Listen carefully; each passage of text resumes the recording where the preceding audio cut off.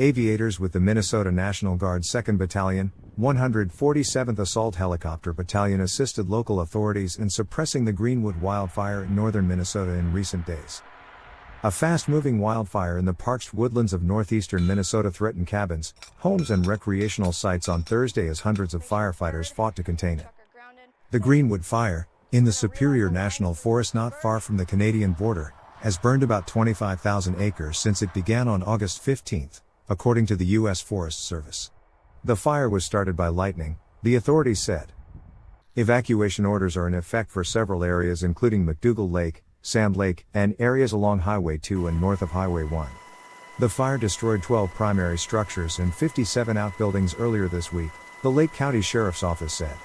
Crews used heavy machinery on Wednesday to build a fire line along the part of the fire to the west of Highway 2. The Greenwood Fire and others in the region are causing air quality problems across a wide area, according to the National Weather Service. Here is more footage from the area recorded from onboard various aircraft tackling the fires.